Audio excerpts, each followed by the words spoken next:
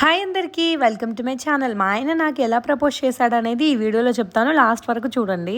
అయితే 2023లో 20 ఫిబ్రవరి రోజు నా బర్త్డే అనమాట. సో 19th రోజు నాకు ఒక టెడ్డీ బేర్ అండ్ ఒక హార్ట్ సింబల్ తన చేతితో, నార్మల్గా మ్యారేజెస్ అవుతూ ఉంటాయి కదా, సో అక్కడ ఉండే రెడ్ కలర్ కార్డ్ని దాన్ని కట్ చేసి హార్ట్ సింబల్ చేసి అండ్ టెడ్డీ బేర్ దాంతోపాటు ఒక వాచ్ కూడా గిఫ్ట్గా ఇచ్చారు. మా ఆయనకి నాకు మాటలు ఎలా స్టార్ట్ అయ్యాయి అంటే, ఇక అంతా ఓకే అనుకున్న తర్వాత సంక్రాంతి రోజు సరదాగా బావ వాళ్ళతో అక్క వాళ్ళతో కూర్చొని మాట్లాడుకుంటూ ఉన్నామన్నమాట. మాటలో మాట నవ్వుకుంటూ మా బావ అల్లుడిని తీసుకురా మామ అని చెప్పేసి ఒక మాట అన్నాడు. నా అల్లుడిని నేను తేకపోతే ఇంకెవరు తెస్తారని చెప్పేసి మా డాడీ వెంటనే స్టార్ట్ చేసుకొని వెళ్ళి మా ఆయన అయితే తీసుకొచ్చారు. మా ఇంటికి అయితే పెద్ద డిస్టెన్స్ ఏముండదు.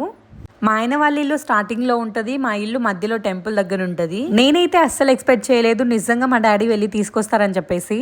షాక్ అయిపోయిన ఒకేసారి చూసి నిజంగా వచ్చారా అని చెప్పేసి. అప్పుడప్పుడు తనని చూసి చిన్నగా స్మైల్ ఇస్తుండే, కానీ మాట్లాడడం అనేది ఫస్ట్ టైం. అది కొంచెం సేపు మమ్మీ వాళ్ళతో కూర్చొని మాట్లాడిన తర్వాత మమ్మీ డాడీ అన్నయ్య వాళ్ళు కలిసి మీరిద్దరు లోపలికి వెళ్ళి మాట్లాడుకోండి, ఏదైనా పర్సనల్స్ ఉంటాయి అని చెప్పేసి అన్నారనమాట. ఇంకా దాంతో పాటు మీ ఇష్టాలని కూడా ఒకరినొకరు తెలుసుకోండి అని చెప్పేసి మాట్లాడుకోమని చెప్పారు. ఆ రోజు మేము ఏం మాట్లాడుకున్నాం అనేది నెక్స్ట్ వీడియోలో కంటిన్యూ చేస్తాను. ఈ రోజు అయితే మేము ఫిష్ అయితే తీసుకొచ్చాము. టేస్ట్ అయితే సూపర్ ఉంది.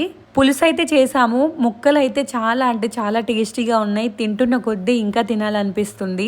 గ్రేవీలో వచ్చేసి కొంచెం చింతపండు అయితే ఎక్కువైంది, కొంచెం చింతపండు తక్కువ ఉంటే సూపర్ ఉంటుండే ఇంకా టేస్ట్.